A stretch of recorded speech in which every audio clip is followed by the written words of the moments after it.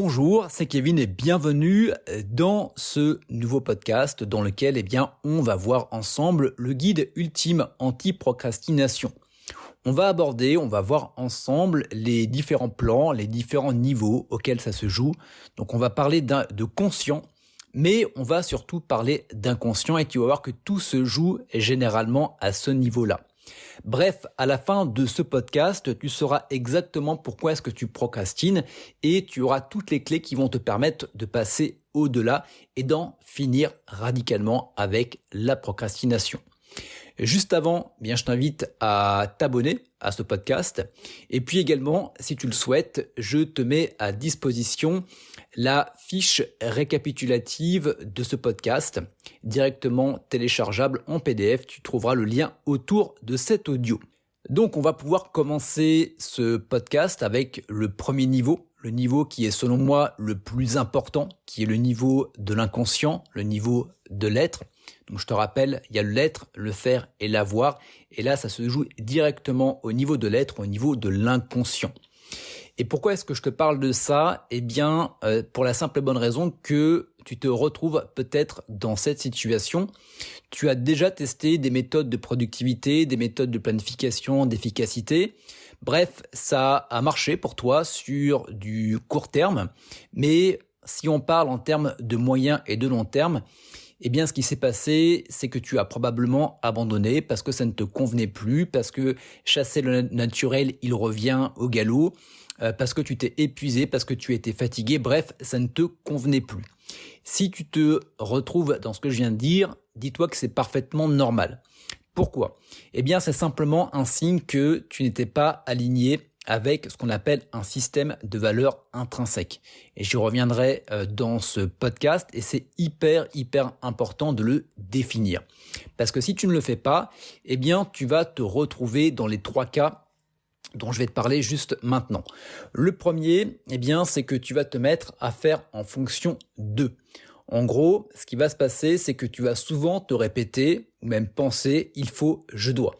Je dois être plus organisé, il faut que je fasse ceci, il faut que je fasse cela, il faut que je réagisse comme ça, il faut, je dois. À tel point que ça devient stressant, ça devient angoissant, tu deviens anxieux. Bref, c'est quelque chose qui te prend la tête et tu n'arrêtes pas d'y penser. Si tu es dans cette situation-là, félicitations, tu te compares à quelqu'un et tu viens de te faire injecter son système de valeurs.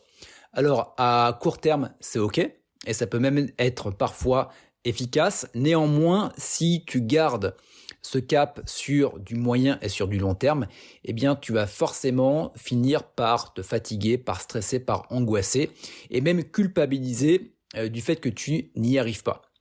Donc pour ça, c'est très simple. La première des choses, c'est de repérer de qui ou de quoi ça vient. Ça peut être un mentor, ça peut être un bouquin que tu as lu. Bref, j'en parlais également dans un précédent podcast ou une vidéo, je me souviens plus exactement, où finalement, quand tu t'injectes le système de pensée ou le système de valeurs de quelqu'un d'autre, dis-toi que la personne qui a écrit un bouquin comme La semaine de 4 heures par exemple, il l'a fait selon ses valeurs, selon ses règles. Et ce qui est important avec les règles, c'est que les règles, il les a définies en fonction de son système de valeurs et peut-être qu'elles ne te correspondent pas. Donc le but ne va pas être d'appliquer des règles, mais d'aller sur des principes. Donc la première étape, c'est de définir finalement de qui ou de quoi ça me vient, de définir également ton système de valeurs qui va être non pas les règles, mais qui va être les principes, et comment est-ce que je peux définir des règles qui vont aller en fonction de ce qui est important pour moi. Et pour ça, je vais te prendre un exemple qui est pour le coup très parlant, qui est mon cas. À l'époque, j'étais pas forcément très productif, même en termes de business. Tu vas voir que finalement, la forme change, mais le fond reste exactement le même.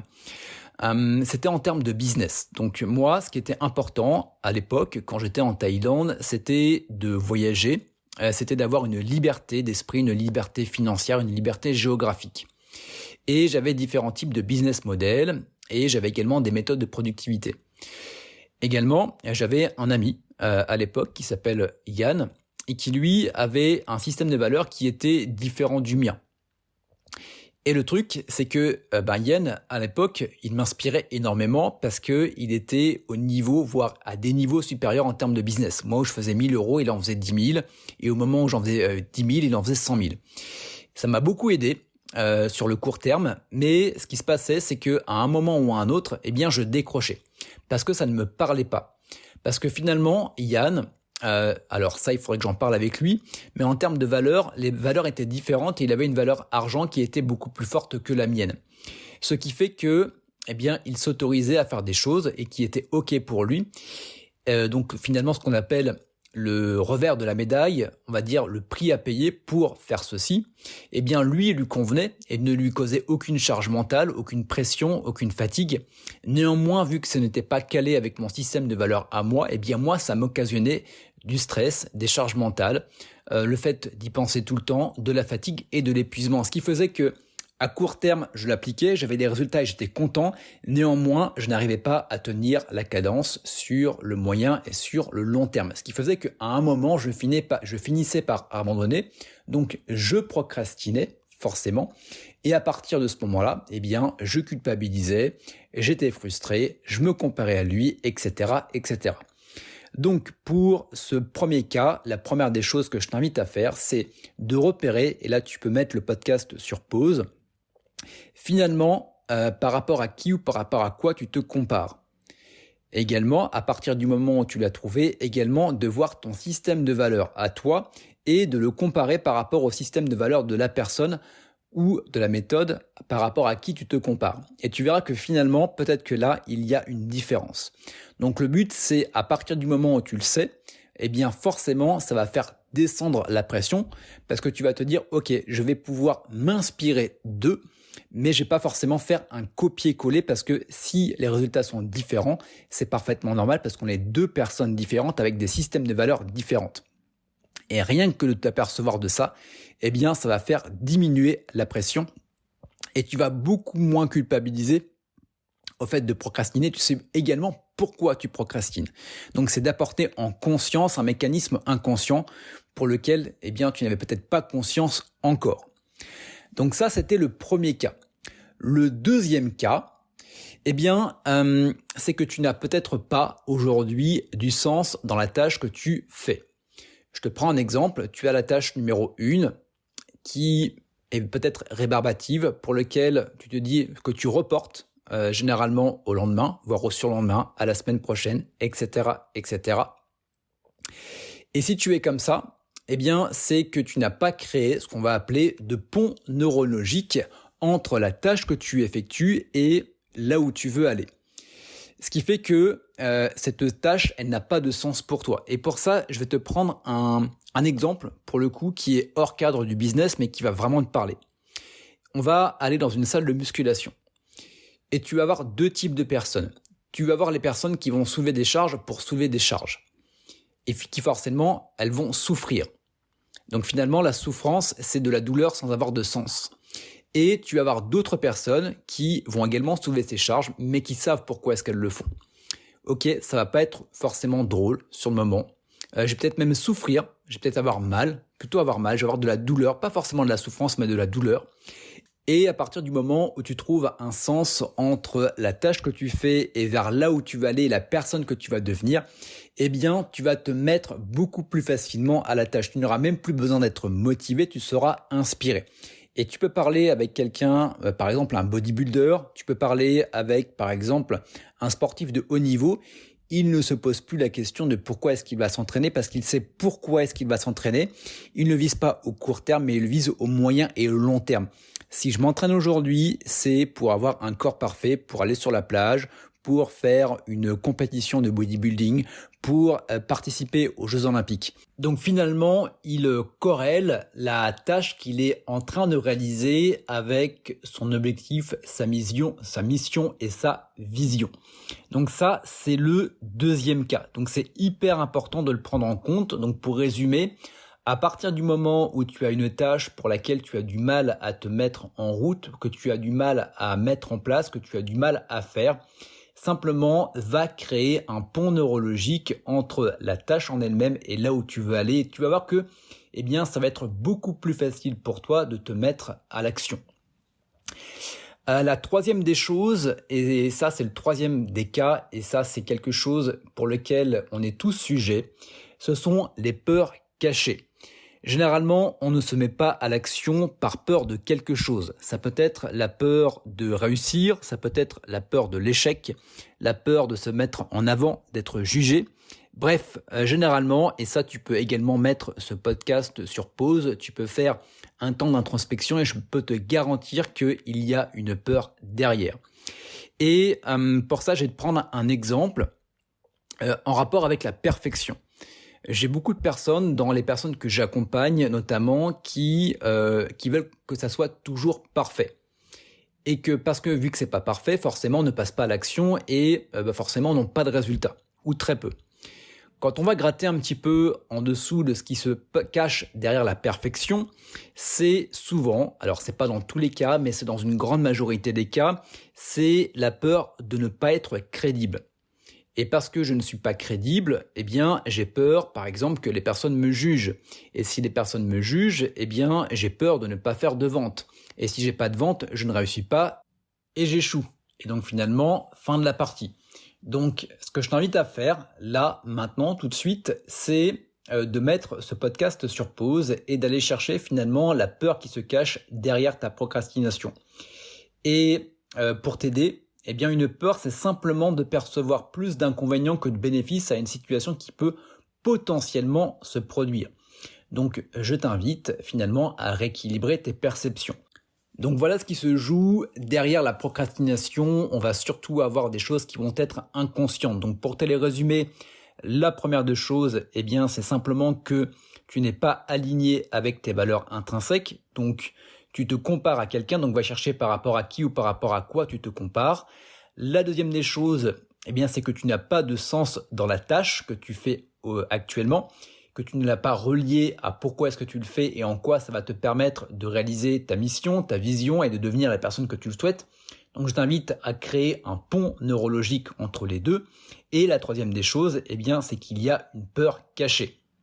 Donc je t'invite à mettre le doigt sur la peur et de faire un rééquilibrage de perception. Donc à savoir que ça peut être une addition de ces trois cas-là, ça peut être un seul cas. Bref, il y a forcément à un moment quelque chose qui se passe dans ton inconscient si aujourd'hui tu procrastines. Voilà pour ce premier niveau, il est hyper important, ce qui va nous permettre d'entrer dans le second niveau, le second plan, qui va être le niveau numéro 2, qui va être le niveau du conscient, le niveau du faire.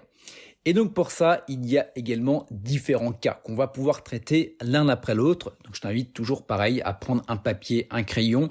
Je te rappelle, tu as la trame que tu peux télécharger de manière récapitulative pour avoir finalement, comment on peut appeler ça, un outil de travail pour pouvoir aller travailler sur ta procrastination.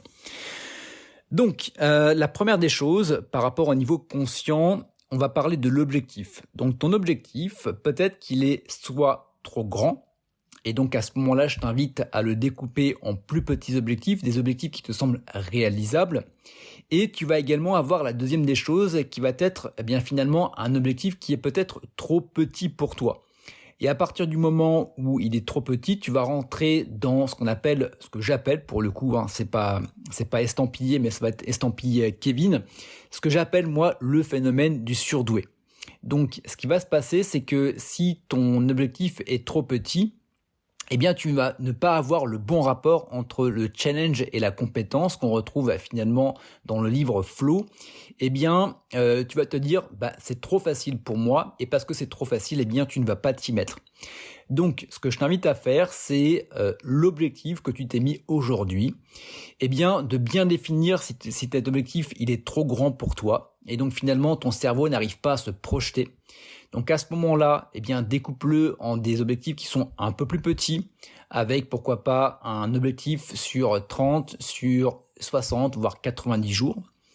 Donc ça c'est hyper intéressant. Tu peux également mettre en place ce que j'appelle la théorie des trois casquettes. Donc les trois casquettes, la première c'est je me mets dans la peau du chef d'entreprise et je définis une vision, une mission, un objectif.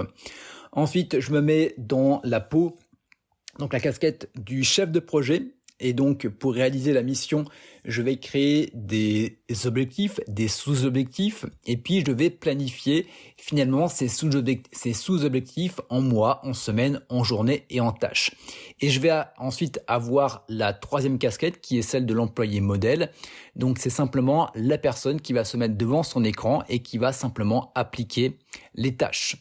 Donc ça marche extrêmement bien pour pouvoir découper un objectif qui est beaucoup trop grand en sous-objectifs et qui va te permettre finalement de faire des petits pas tous les jours et qui au final, un petit pas par un petit pas, va te permettre de réaliser l'objectif. C'est un petit peu comme lorsqu'on dit c'est la goutte d'eau qui a fait déborder le vase. C'est pas la goutte d'eau qui a fait déborder le vase, mais c'est l'addition de plusieurs gouttes et qui fait qu'il y a un moment, il y a une goutte qui fait basculer. Là, c'est exactement la même chose pour remplir un objectif et pour faire déborder le vase de ton objectif. C'est pas un objectif en lui-même, c'est l'accumulation de petites tâches qui font que l'objectif, au final, va être réalisé. Et si l'objectif est trop petit pour toi, va te challenger à ce moment-là. Rajoute du challenge, voire un peu plus grand. Bref, il faut trouver finalement la bonne proportion entre le challenge que ça te procure et également les compétences que tu as pour pouvoir finalement arriver à faire ce challenge-là. La deuxième des choses, et ça c'est hyper important parce que parfois on a du mal à se mettre à une tâche et pour ça il faut un déclencheur. Et pour avoir un déclencheur, je vais te prendre une analogie qui marche extrêmement bien. Moi, ça m'a permis d'avoir des déclics. Ça va être l'exemple de la course à pied. Donc, imaginons que demain, tu veuilles courir 20 minutes. Si tu commences à te dire ça et que tu n'as jamais couru, ça va être très compliqué parce que t'as pas trop envie. Tu vois, c'est beaucoup trop, peut-être trop grand, trop fort d'un seul coup. Donc, comment est-ce qu'on va s'y prendre pour mettre en place un déclencheur ? La première des choses, on va déjà faciliter la mise en action. Pour ça, on va préparer. Donc, si je dois courir 20 minutes demain, ce que je vais faire, c'est que la veille, je vais préparer ma gourde, je vais préparer mes chaussures, mes chaussettes, mon short. Bref, je vais faciliter le passage à l'action. En gros, j'aurais simplement besoin de me réveiller, de mettre mes baskets, de descendre. J'aurais déjà prévu le café, le croissant en revenant. Bref, tout est prévu. À partir du moment où je fais ça, si je me dis, je vais courir 20 minutes, ça va être compliqué. Ce que je vais faire, c'est que, exactement comme pour le premier cadre de l'objectif, je vais le décomposer en sous-objectifs. Donc, je vais me mettre finalement le premier sous-objectif qui va être un déclencheur. Et ce déclencheur va être plutôt simple. C'est, je mets mes baskets, j'ouvre la porte, je descends en bas de mon immeuble ou j'ouvre la porte de chez moi et je vais courir jusqu'au feu à 400 mètres. Uniquement ça. Quand je vais arriver aux 400 mètres, je vais me dire, en fait, finalement, c'était OK. Donc, je peux, pourquoi pas, aller jusqu'au prochain feu. Et puis, je vais peut-être faire comme ça 3-4 feux. Et je me dis, là, je peux me faire le tour du pâté de maison. Ah, trop bien, j'ai fait un tour du pâté de maison, je peux peut-être faire un deuxième, par exemple. Et ainsi de suite, et on va pouvoir monter crescendo. Et on va se rendre compte que, au bout du compte, on aura fait les 20 minutes. Alors, peut-être pas fait les 20 minutes, mais ça sera toujours mieux de faire 10-15 minutes que 0. Donc, tu vois, la force du déclencheur est hyper important. Donc là, ce que je t'invite à faire, si jamais tu procrastines pour une tâche, après avoir travaillé bien évidemment sur tout ce qui va être inconscient, je t'invite à mettre en place des choses qui vont faciliter la création de ton contenu, qui vont faciliter le fait de créer et de faire cette tâche-là. Je te donne un exemple. Pour le podcast que je suis en train de faire, j'avais déjà créé le script, j'avais chargé mon téléphone, je sais exactement ce qui va se passer. Donc, vu que j'ai le script également, qu'est-ce que j'ai fait d'autre ? Je me suis prévu un créneau de 2 heures pour lequel j'ai bloqué mon téléphone, donc personne ne peut m'appeler et donc forcément, je ne serai pas dérangé durant également cet enregistrement-là. Bref, j'ai fait en sorte que toutes les conditions soient optimales pour tourner ce podcast-là. Et je t'invite exactement à faire la même chose. Et je me suis dit, ce que je vais faire, je vais pas faire en sorte de faire tout mon podcast d'un coup. Je vais simplement faire l'introduction. Et parce que j'ai fait l'introduction, eh bien, je suis rentré dans le flow, ce qui me permet, eh bien, de poursuivre ce podcast et d'être actuellement à pratiquement 22 minutes, alors que j'aurais jamais pensé faire un podcast de 22 minutes en commençant ce podcast-là. Donc, tu vois finalement la force du déclencheur. Ensuite, la troisième des choses, c'est ce que je vais appeler le contexte. Donc, le contextuel. Donc, en gros, ça va être d'associer un lieu à une tâche. Donc, t'es pas obligé de toujours faire la même tâche au même endroit, mais d'arriver à contextualiser. Par exemple, ce podcast-là, eh bien, je me mets dans ma chambre pour le faire. Parfois, je me mets également en nature. Donc, en nature, par exemple, à côté du lac, quand je fais une balade, quand je vais me poser en face du lac, où je vais avoir ce côté inspiration. Également, autre contexte avec autre tâche, eh bien, quand j'ai des clients en coaching, c'est tout le temps dans mon bureau. Également, quand je fais le script de ce podcast-là, eh bien, c'est généralement à la terrasse d'un café. Également, quand j'enregistre ce podcast, ça dépend, ça peut être dans ma chambre comme aujourd'hui ou ça peut être également en extérieur. Donc, tu vas voir que le fait de contextualiser va t'amener de la diversité. Donc, business n'est pas égal à une pièce en mode prison. Non, ton business, tu peux l'apporter partout. Et ça, c'est hyper important. Ça va te permettre d'avoir de la diversité, de l'équilibre. Et également, ça te force à sortir de chez toi. Et quand on est entrepreneur, surtout entrepreneur du web, eh bien, on a la fâcheuse tendance à rester toute sa journée devant l'écran. Et à partir du moment où tu vas apporter de la diversité, tu vas voir qu'au niveau sérénité, au niveau équilibre mental, eh bien, ça va vraiment t'apporter un plus. Et c'est quelque chose que j'expérimente depuis déjà quelques mois, voire quelques années. Donc, ça, c'était la troisième des choses. La quatrième des choses, et ça, c'est hyper important pour vraiment gagner en productivité et arrêter de procrastiner, ça va être de passer 80% de ton temps, de ton énergie et de ton attention sur 20% des tâches qui vont te rapporter 80% de résultats. Le but pour éviter de procrastiner, ça va être d'éliminer les tâches qui sont sans valeur ajoutée ou les tâches que tu n'aimes pas faire. Donc pour en arriver là, bien évidemment, tu dois prendre du recul. Tu dois déjà avoir travaillé sur ton inconscient parce que là, il peut y avoir finalement la peur. Et on repart de la peur de déléguer, la peur d'automatiser, la peur de ceci ou la peur de cela. À partir du moment où tu as, par exemple, la peur de te détacher de ton business et que tu l'as fait tomber, eh bien, ça va être beaucoup plus simple pour toi de te séparer de tâches inutiles mais auxquelles tu te raccrochais par peur d'eux. Et ça, c'était typiquement mon cas quand j'étais, plus jeune, oui, il y a que de ça pratiquement 5-6 ans facile quand j'étais en Thaïlande, où il y a beaucoup de tâches que je pouvais sous-traiter mais que je me refusais par peur de ne plus maîtriser mon business et d'avoir peur que mon business s'effondre.